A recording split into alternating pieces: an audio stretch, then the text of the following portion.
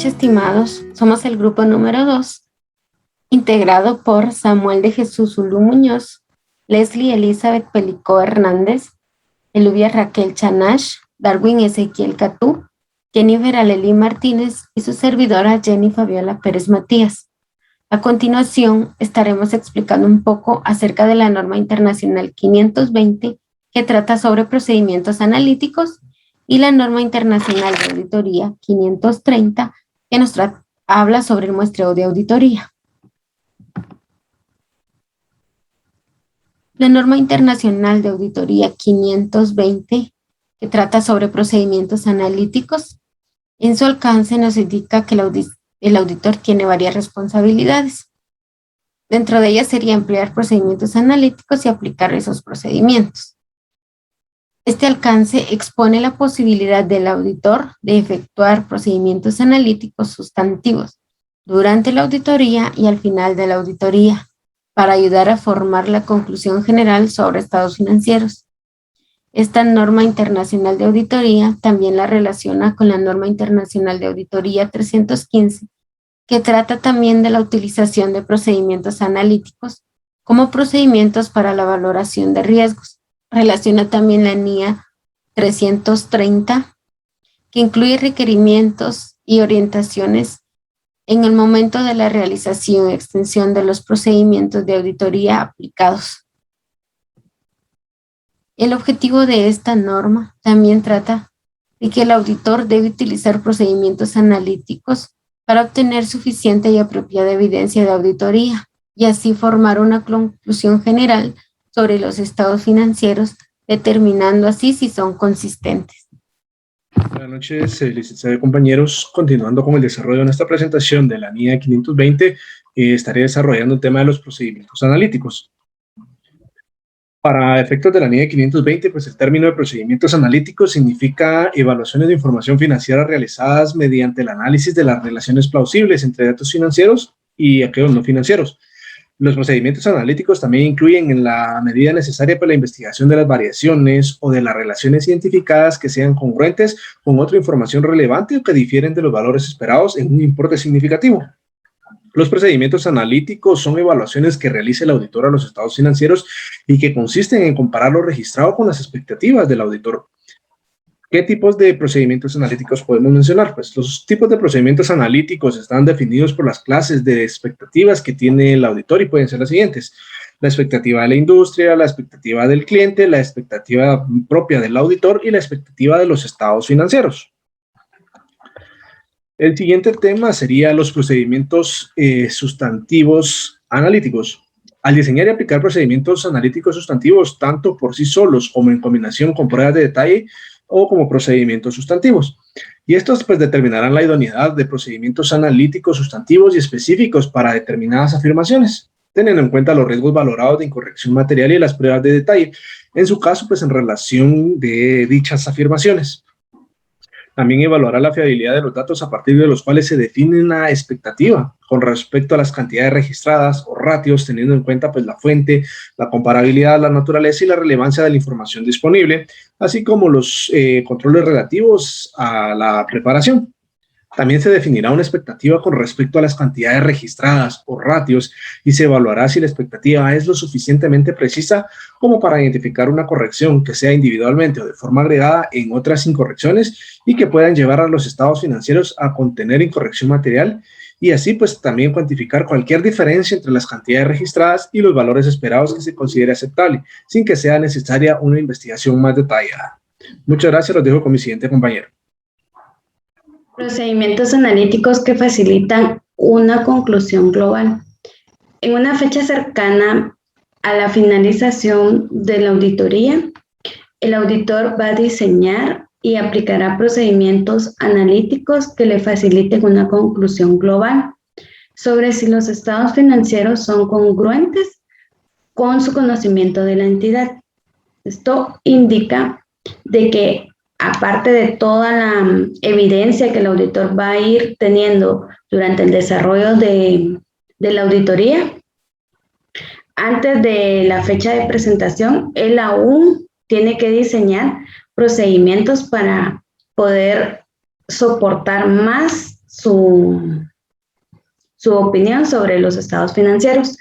Posteriormente a esto, ¿qué es lo que tiene que realizar el auditor cuando los procedimientos analíticos han sido efectuados?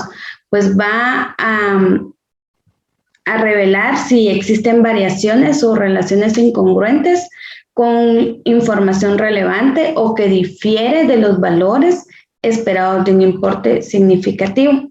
Y se va a investigar esto mediante la indagación ante la dirección, y a través de esto va a obtener evidencia de auditoría y también la aplicación de otros procedimientos según las circunstancias que él considere necesarias. Continuamos.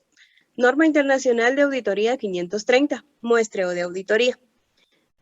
En esta norma, pues trata del muestreo de auditoría estadístico y no estadístico. Esto, por ejemplo, cuando el auditor pues ha decidido usar muestreo de auditoría, que esto pues va a implicar el diseño, la selección de la muestra de auditoría, desarrollando pruebas de control y pruebas de detalle y también evaluando los resultados de la muestra. Como objetivo de la norma es proporcionar una base razonable para poder extraer conclusiones sobre la población de la que se selecciona la muestra. Definiciones. Muestreo de auditoría. Muestreo de auditoría pues no es más que la aplicación de los procedimientos de la auditoría a un porcentaje inferior al 100% de los elementos de una población. ¿Qué es una población? Es un conjunto completo de datos que se selecciona en una muestra. ¿Qué es el riesgo de muestreo? Es el riesgo de que la conclusión del auditor, pues basada en una muestra, pueda diferir de la que se obtendría. Y el riesgo ajeno al muestreo. Este, pues, es el riesgo de que el auditor, pues, alcance una conclusión errónea por alguna razón no relacionada con el riesgo de muestreo. Y está la anomalía. Esta es una incorrección o es una desviación que se puede demostrar que no es representativa de incorrecciones en una población. La unidad de muestreo. Esta, pues, son aquellos elementos que forman parte de una población. La incorrección tolerable, pues este es el importe establecido por el auditor con el objetivo de obtener un grado adecuado de seguridad. Y está el porcentaje de desviación tolerable, se refiere al porcentaje de desviación de los procedimientos prescritos. Muchas gracias. Continuando con la exposición a la ley de los requerimientos de la NIE 530, diseño, tamaño y selección de la muestra de los elementos a comprobar. En este caso, al diseñar la auditoría, el auditor pues debe de tomar en cuenta el objetivo primordial que tiene de poder desempeñarse correctamente al momento de poder diseñar los procedimientos para poder seleccionar correctamente lo que es la muestra. El auditor debe de considerar un tamaño de muestra suficiente con el cual pues cumpla con que todos los elementos a evaluar o toda la población tenga las mismas posibilidades de ser considerado y que pueda ser tomado también como una muestra. Para esto debe el auditor llegar a un nivel altamente efectivo en cuestión de las pruebas y reducir, por supuesto, a un nivel aceptablemente bajo. Hablando de la aplicación de procedimientos de auditoría, el auditor pues debe de aplicar procedimientos de auditoría adecuados con el objetivo de cada elemento que se ha seleccionado previamente. Adicionalmente a esto, pues si el procedimiento de auditoría no es aplicable al elemento seleccionado, el auditor debe de aplicar procedimientos de sustitución. Debe de reaccionar rápidamente y de poder aplicar otros procedimientos para poder siempre obtener lo que es la evidencia de auditoría en base a lo que es la toma del muestreo. También hablaremos de la naturaleza y causas de las desviaciones e incorrecciones.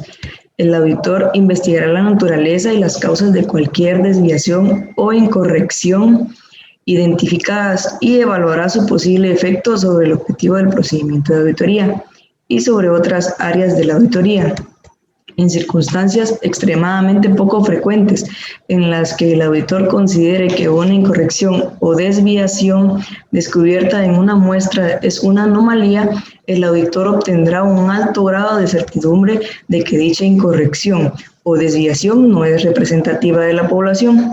El auditor adquirirá dicho grado de certidumbre mediante la aplicación de procedimientos de auditoría adicionales para obtener evidencia suficiente y adecuada de la incorrección o la desviación para no afectar al resto de la población.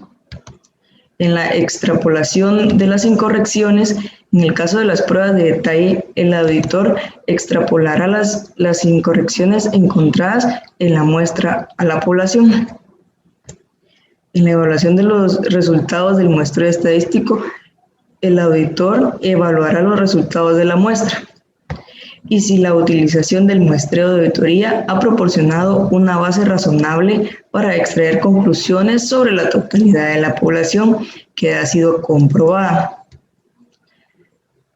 Es así como nosotros como grupo damos a conocer lo que es la NIA 530 relacionada al muestreo de auditoría. Gracias.